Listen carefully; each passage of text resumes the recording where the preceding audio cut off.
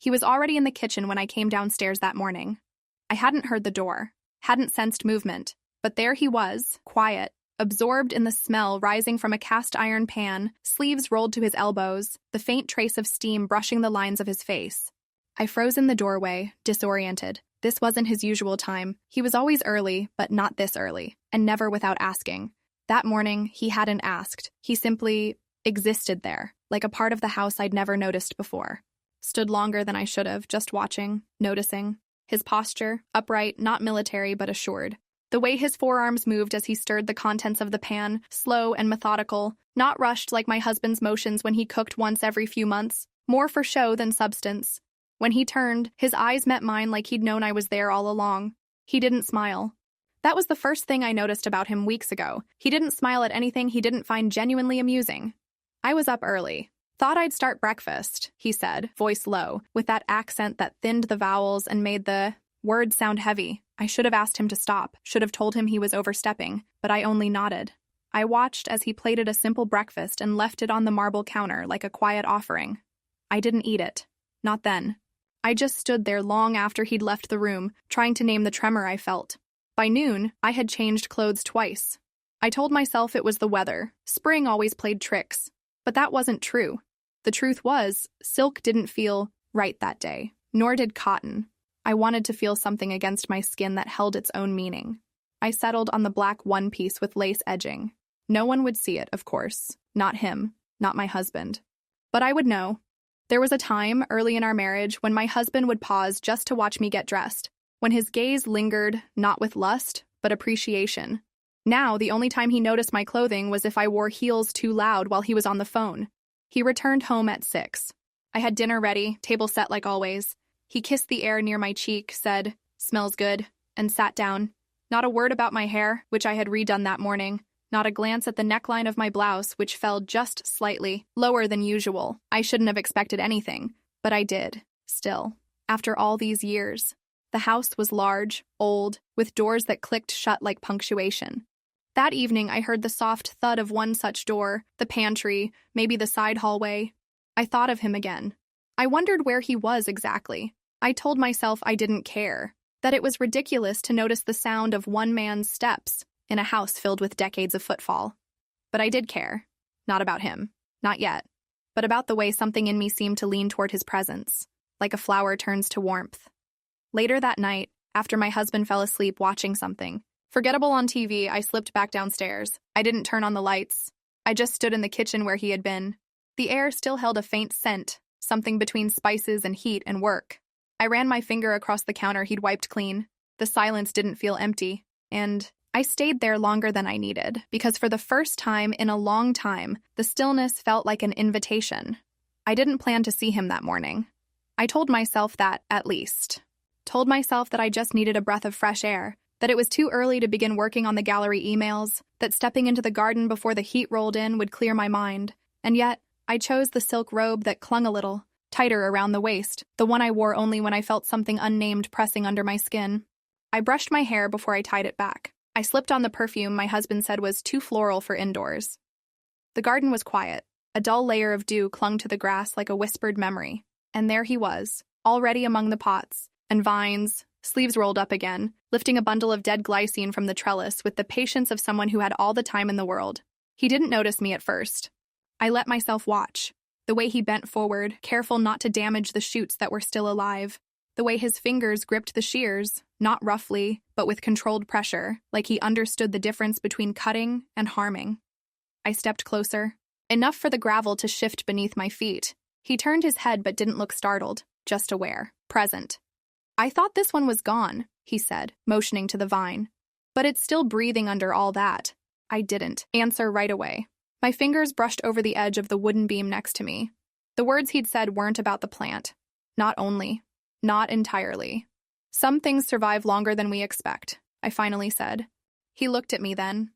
Not directly at my face, but at my hands, then my throat, then somewhere between both, as if trying to decide what not to say. The silence felt stretched, but not uncomfortable. It held something. I reached up, touching a curled leaf that had browned at the tip. He stepped closer, adjusting the stem near where my hand was. His fingers brushed mine. Unintentionally or not, I couldn't say. I didn't move away. The contact lasted less than a second, but something in that second pulled me entirely out of the version of myself that washed dishes, that reminded my husband about dental appointments, that smiled at neighbors and held her tongue. He said nothing, just let his hand fall, and I said, nothing either, but I didn't leave. I stayed as he finished. I handed him the shears when he reached for them without asking. I steadied a pot while he repacked the soil. I knelt beside him, my robe falling just slightly open at the knees, revealing the satin slip beneath. He saw. I know he saw. And still, nothing was said. But later, as we both stood, knees dusted with soil, he wiped his hand on a towel tucked into his back pocket and looked at me in a way that made the air thicken between us. You don't come out here much, he said. Maybe I should. That was the moment. I know it now. Not the earlier glances, not the brushed fingers, but that exchange, those 6 words. He stepped closer, not fast, not slow, just enough. He smelled like warmth and rosemary and the faint trace of morning. Felt it before it happened. The way breath seems to pause a heartbeat before a storm breaks, and then, without asking, without warning, his mouth touched mine. There was no exploration, no testing. Just a pressed certainty, like he'd waited long enough, like I had. I didn't stop it. I didn't even pretend to hesitate. My hand rested lightly against the side of his shirt, not clutching, not pulling, just resting, just saying yes without a sound. When it ended, we didn't speak. He didn't apologize. I didn't ask what it meant. We just stood, barely apart. I left first. Back inside, I washed my hands in the downstairs bathroom, even though there was no visible dirt. I looked at my reflection and noticed a flush on my cheeks I hadn't seen in years. I didn't feel guilty. Not yet. I only felt awake. Later, I made tea and sat by the window where no one could see me. I replayed the moment again and again, not as a fantasy, but as something real, something that had happened and couldn't be undone. And somewhere, deep inside, underneath the ritual of a day pretending to be normal, I waited to see him again. Not to talk. Not to explain. Just to feel that stillness between us crackle again, like fire underneath polished stone. The day after, everything returned to normal, at least on the surface. I folded towels, answered a few emails from the gallery's accountant, and made a grocery list I had no intention of fulfilling. The stillness in the house was familiar again, but my body wasn't. Something inside me had shifted its axis, tilted ever so slightly toward something I couldn't name without admitting too much. He didn't appear until noon. I heard the garage door open, the dull thud of boots across the tiled hallway, the soft scrape of a bucket setting down near the laundry room. Every sound was painfully ordinary, and yet I felt it all in my chest, as if his presence had become a kind of pressure system in the air. I avoided going to him. Not because I was ashamed, I wasn't. Not yet. I just needed to know how he would move now, how he would speak, if he would speak at all. But he didn't seek me out. He cleaned the hallway closet, dusted the inside of the window frames, and spent an hour scrubbing something behind the guest toilet that no one had used in years. By 3, I found myself in the kitchen, pretending to check the oven temperature while waiting to hear his footsteps again.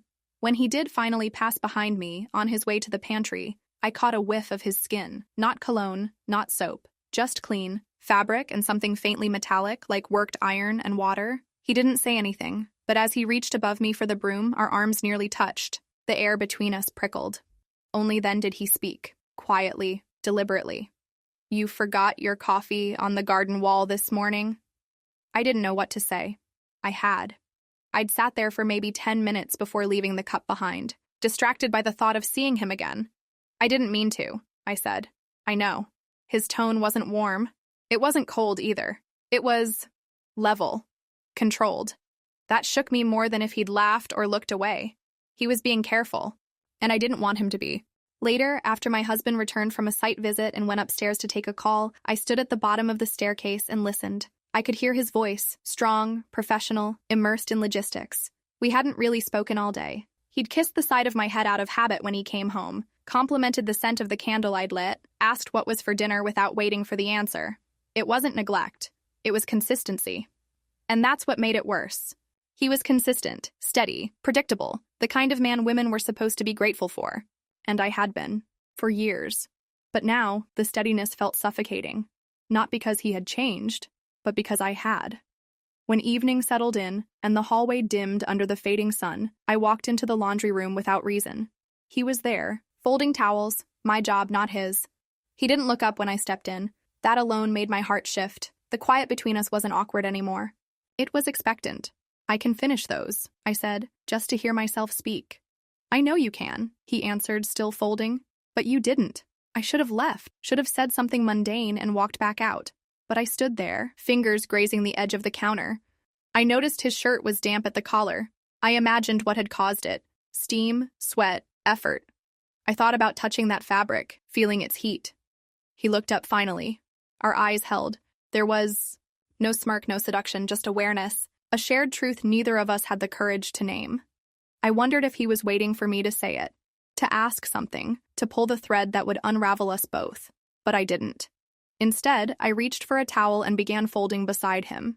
Chaim worked in silence, movements slow, methodical, like folding sheets in church. Then came the smallest detail, the shift. He picked up one of my silk blouses from the basket, the navy one with the neckline that always fell just below my collarbone, and held it in both hands, paused, and then smoothed it gently with his palms. A gesture that lasted less than a second but made me want to grab the fabric from him, press it to my face, and breathe in whatever his fingers had left behind. "You wore this yesterday," he said. I looked at the blouse, then back at him. "Yes." And then he said the thing that broke me open, not with its boldness, but with its simplicity. "It still smells like you." My breath caught. He didn't mean perfume, I knew that. He meant me. Skin, warmth, something unfiltered and intimate, something I hadn't realized was still traceable. He placed the blouse down gently, as if it were delicate or sacred. I folded one last towel just to keep my hands busy, the sound of the garage door again, my husband coming down for dinner. The spell didn't break, it just paused. That night, my husband and I ate in the living room with muted television as our companion. He laughed at a news segment, I nodded when appropriate. I drank wine too fast. But even as we sat shoulder to shoulder, I could still feel the way his hands had held that blouse. That's what undid me. Not the kiss, not the silence. The way he touched what had touched me, and the way I wanted to be touched, again. I didn't see him the next morning, or the one after that. He wasn't gone, of course. His tools were in their place, his shoes still lined near the back door, laces loosely tied in a way that seemed both careless and intentional. But he kept to the periphery, cleaning windows I didn't know needed cleaning, trimming hedges I hadn't looked at in weeks. He moved through the house like he was trying not to cast a shadow, like his presence had to be something I could forget. But I couldn't. In fact, the more he stayed away, the more I noticed him. The absence of him in the hallway. The missing glance through the pantry door. Even the silence felt different, like it belonged to someone specific now.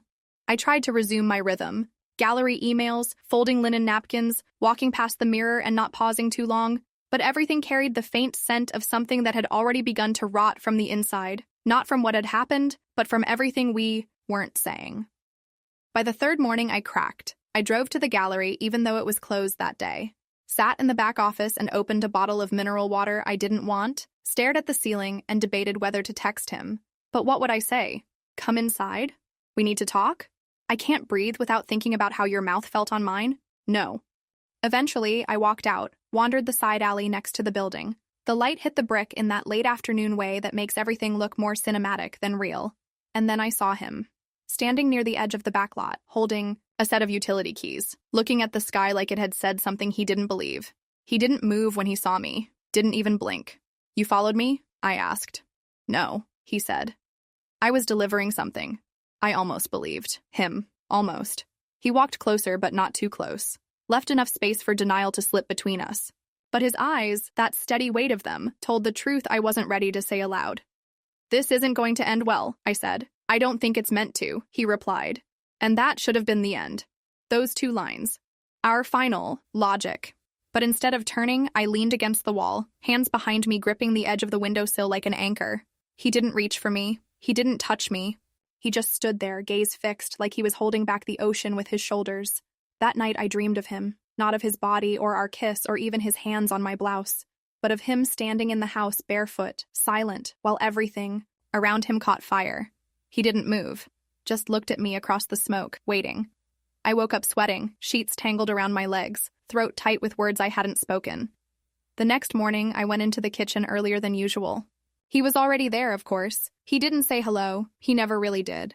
I poured coffee, not offering him any, then placed my cup on the counter and leaned into it.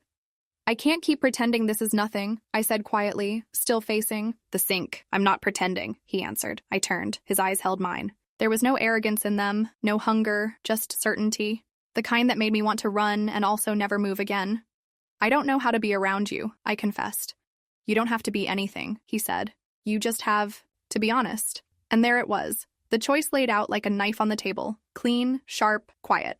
That afternoon, I avoided my husband. Not out of shame, but out of confusion. He was himself, as always, measured, polite, efficient. He asked if I'd seen the updated blueprints for the guest cottage renovation. I nodded. He didn't notice the delay. I kept waiting for a sign, for anything, for him to look at me and see me, not as a fixture of the house, not as the keeper of routines, as a woman, a body, a presence. But the sign never came, and in that silence I heard something louder than words. Later that night, after everyone had gone to bed and the house settled into its usual creaks and sighs, I stepped into the hallway barefoot. The tiles felt cold under my feet. The air had a heaviness to it, like it knew something I didn't. He was in the laundry room, folding again, always folding. I stood in the doorway, arms crossed, robe hanging loosely at the waist. You're not just here to clean, I said. He looked up, finally, slowly. No, he said. I'm not. I stepped inside, closer than before. Then why are you still here? Because I want to be. The pause after that was a kind of agreement, not spoken, not even fully understood, but acknowledged. We both knew the line had already been crossed. This was just the moment we stopped pretending we could go back. When I left the room, I didn't touch him. He didn't reach for me, but everything about the way we didn't said more than if we had. It started with a power outage. The lights flickered just after 8, dimmed, then surrendered. The house exhaled a kind of silence I hadn't heard in years. No hum of the refrigerator, no buzz from the hallway thermostat, just quiet, complete, honest. My husband had already left for his weekly poker night, a routine I used to welcome for the calm it gave me. Now it felt like a portal. An opening in time where the weight of roles and rituals lifted just enough to let another truth rise to the surface. The generator didn't kick in. I didn't call him, didn't want to explain that I didn't mind the darkness. That, in fact, I needed it. I lit candles, one in the kitchen, one in the hallway, another in the living room near the fireplace. And then, because I didn't want to be alone, or because I wanted the opposite of that, I opened a bottle of wine and poured a glass without thinking. I didn't sit. I waited. Not because he said he would come, but because I knew he would. He arrived half an hour later. No knock, no warning. Just the click of the back door and the dull thud of boots on the entry mat. I didn't turn. I was kneeling by the fireplace, arranging a fresh stack of kindling with fingers that trembled more than they should have. The wine was still untouched. My lips were dry. I hadn't spoken a word aloud in over an hour, but my body had already decided what the night would become. He stepped into the room slowly, respectfully, like he understood that whatever was about to happen needed to be allowed. Not rushed, not dragged forward. The fire caught easily. I sat back on my heels, watching it build. He didn't ask if I needed help. That small restraint lit something inside me far brighter than the flames in front of us. I stood, turned to face him, and realized how close we already were. Not inches, but something else. Something harder to measure. Neither of us spoke for a long time. There was only the fire and the faint crackle of a wood beam splitting under heat. Then, his voice. You didn't have to wait. I didn't, I said, though we both knew that wasn't true. I wasn't going to come. You did. He looked at the glass of wine still full beside the chair. You were sure. I wasn't, I lied. That was the extent of the conversation. Words used not to communicate, but to check pulse, temperature, readiness. I took a step toward the window and drew the curtain back slightly. The night outside was heavy, full of potential. My reflection in the glass was vague, softened by candlelight. It didn't look like me. Or rather, it looked like the version of me I used to be before I stopped allowing myself to want things. Behind me, he didn't move. But I felt him. Felt that static charge building again. That unbearable stillness that always came before we crossed something. When I turned, his eyes were already on mine. Unwavering. Steady. I walked to the table, picked up the wine, and took a single sip. My hand was shaking. I didn't hide it. You're cold, he said. I didn't answer. Instead, I stepped toward the fire, the wine forgotten on the table. The heat on my skin didn't come from the flames. He joined me without a word. Close enough now that I could smell the faintest trace of cedar and earth on his shirt. And then, with a kind of inevitability that felt both devastating and sacred, he reached up and tucked a strand of hair behind my ear. Slowly, without claim. Didn't flinch. I didn't lean in. I just stood there, taking in the gesture, letting it settle in my spine. Then he leaned forward, not for a kiss, but for breath. Our foreheads nearly touched. The space between us was charged, unbearable, and then, finally, inevitably, his mouth found mine. It was not like the first. This kiss was not an accident, not a mistake, not a silence breaking. It was deliberate, quiet in its depth, but no longer unsure. His hands moved with reverence, not urgency. Mine found his chest and stayed there, feeling the slow, determined rhythm beneath. When we parted, I didn't step back. I didn't say anything. I didn't need to. He pressed his forehead to mine for a moment longer, and then slowly pulled away. "Shouldn't be here," he said. "You are." He hesitated. His hands dropped to his sides. I could feel the tension in him, not as resistance, but restraint. "I'll go," he said. I didn't try to stop him. That was the thing. I didn't want to cheapen what we had just done by trying to make it permanent, so I nodded.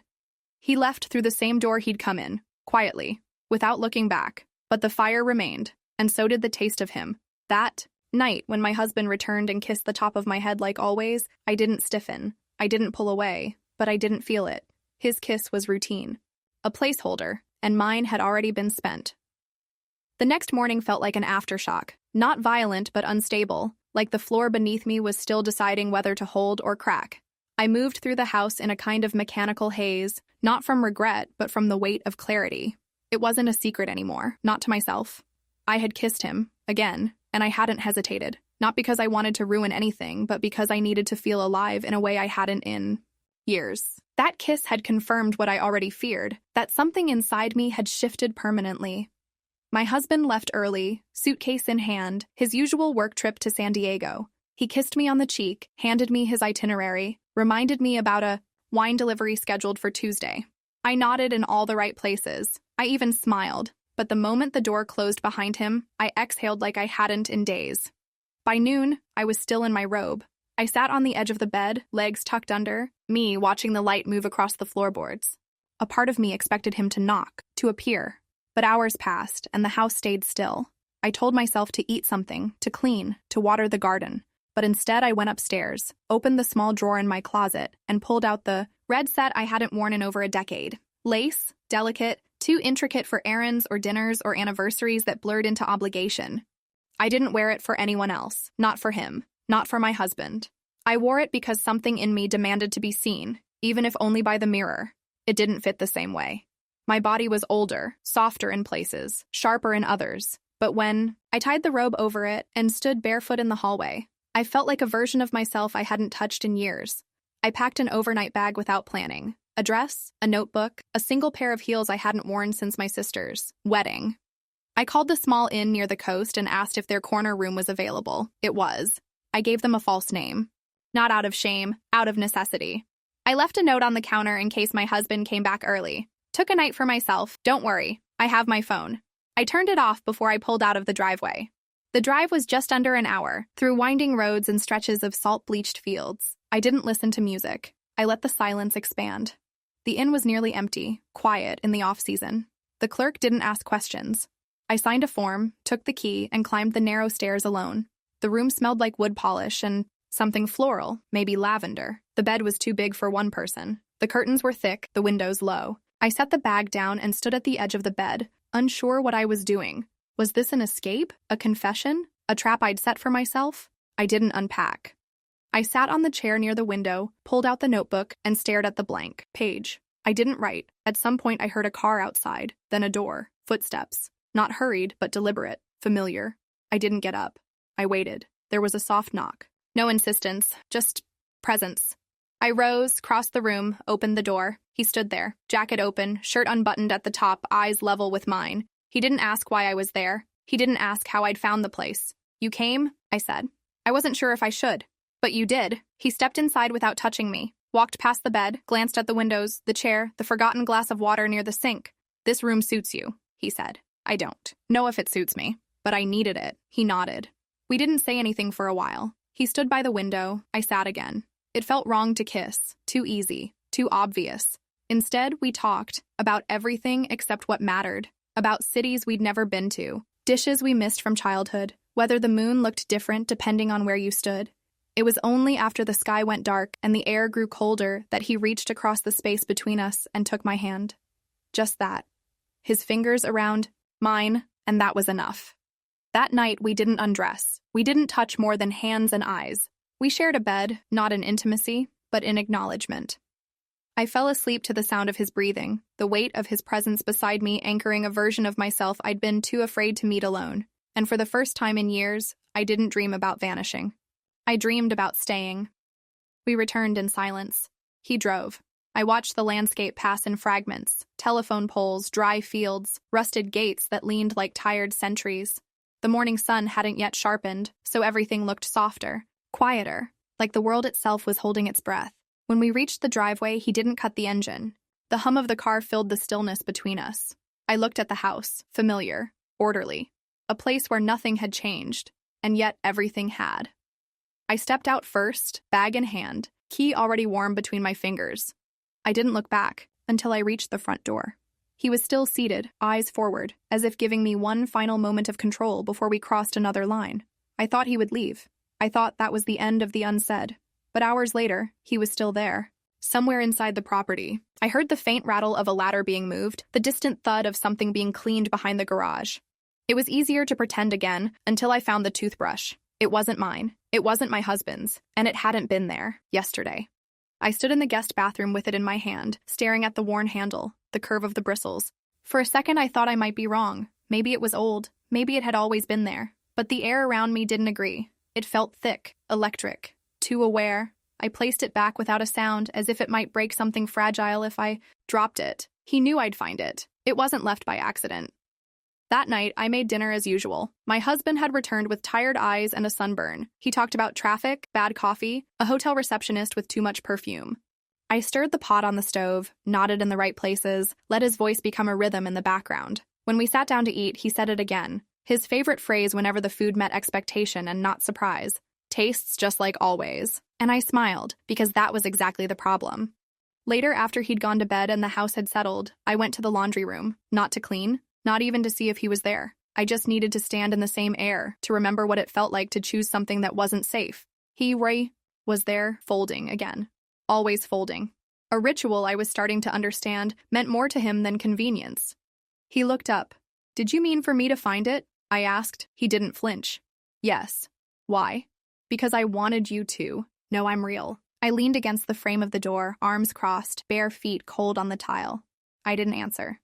"Not right away." "You think I doubt that?" "I think you pretend this isn't happening," he said. "And I think it's killing you." I stepped inside. "Just enough, I know exactly what's happening."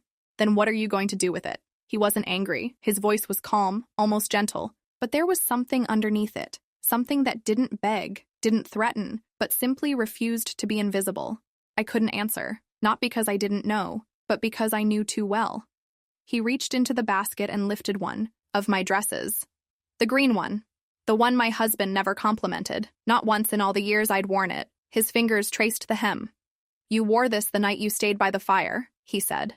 "And you remember." "I remember everything." I watched him place it down slowly, with care, and then I turned and walked out. Not because I wanted distance, but because I needed to feel the pull. He didn't follow. But the toothbrush stayed in that drawer. Not as a message, not as a threat, just as a reminder that pretending was no longer an option. That night, I crawled into bed beside a man who didn't ask where I'd been, who didn't notice the change in my breath or the absence in my silence. And for the first time, I didn't resent him for it. I pitied him, because he was living with a woman who had already left. She had simply forgotten to take her body with her. The idea of leaving came quietly, not with anger, not with accusation, just a thought that slipped into my mind like steam under a door. It didn't arrive as betrayal. It arrived as relief. We were having breakfast. My husband read the paper, one leg crossed over the other, his fork tapping rhythmically against the edge of the plate. He was talking about something in the business, permits, contracts, a delay with a supplier. I nodded at the right moments, even offered a thought or two when required, but my mind was elsewhere. Not in a malicious way, not even in a distracted way. It simply floated. Somewhere just beyond reach, drifting toward a future I hadn't dared imagine until that moment. When he mentioned the idea of taking a short trip together, a few days up north maybe, just us, I realized he had no idea, no suspicion, no shift in tone. He still saw me as reliable, present, predictable. I smiled, told him it sounded lovely, and that's when I knew I wouldn't go. He left later that morning to finalize some project. Said he might be home late. I nodded, kissed his cheek, and watched his car roll out of the driveway like I always had. There was nothing new in the motion, but it felt different now, like watching a scene from a life I had stepped out of without telling anyone. I didn't pack a suitcase. I didn't rush. I didn't write a letter. I simply sat for a while at the kitchen table, staring out at the garden, remembering every silent dinner, every missed glance, every time I dressed in something soft and red and was told I looked nice, with the same tone he used to describe countertops. It wasn't cruelty, it was absence. And I had filled that absence for years with duty. Until now. When I found him, my lover, he was working. Sanding down an old window frame on the second floor, sleeves rolled, hair damp from sweat. He looked at me when I walked in, but didn't say anything. He didn't have to. I stood by the door for a moment, letting the sound of the sandpaper slow me down. Then I crossed the room and took it gently from his hand. "You're done with this," I said. He blinked. "Why?" "Because we're not pretending anymore." I thought he would ask what that meant, but he didn't. He stepped back, eyes locked on mine, and waited. For what? I wasn't sure. Permission, maybe. Confirmation. Or something more. Difficult. An honest choice. "I'm not going with him," I said. I told him I was, but I'm not. Still, he said nothing. Just let the air settle between us, dense with everything we hadn't allowed ourselves to feel too loudly. "You should go," I said. "Now, before it gets messy." "You think it's not already?" His voice was low, not sharp, but weighted.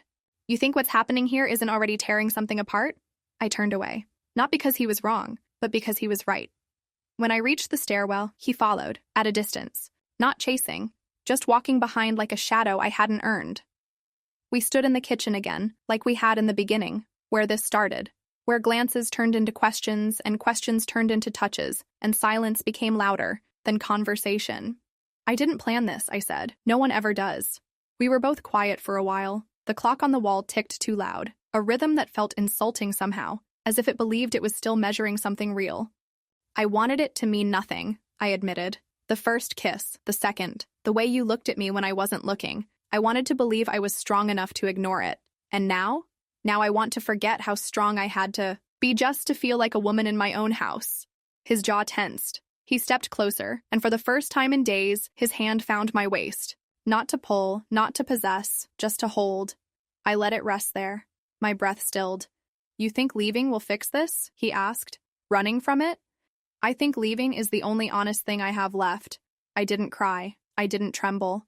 I didn't plead. I just stood still and let the truth land the way it always does, without apology, without drama, without sound. He let go, slowly, like peeling himself away from a version of me neither of us wanted to give up. And then, without a word, he stepped out the back door and into the late afternoon light. I didn't follow. I sat at the table, drank cold coffee, let the quiet return. When my husband came home later that evening, he brought flowers, tulips, my least favorite. He didn't remember, and I didn't remind him. We ate together, talked about the trip we would no longer take. I smiled, laughed where appropriate, but deep inside I was already somewhere else, with someone else, in a version of my life that never asked me to dim. The house hadn't changed. That was the first thing I noticed in the days that followed. The paintings still hung where they always had. The pillows were still fluffed the way I arranged them. The garden bloomed obediently. Nothing broke, nothing burst open, and yet, every room felt different. Or maybe I did. He didn't return. Not the next morning, not the one after. His name was never spoken in the house, because it had never been spoken here in the first place. He had entered silently and left the same way, like a breeze that moved the curtains without opening a window.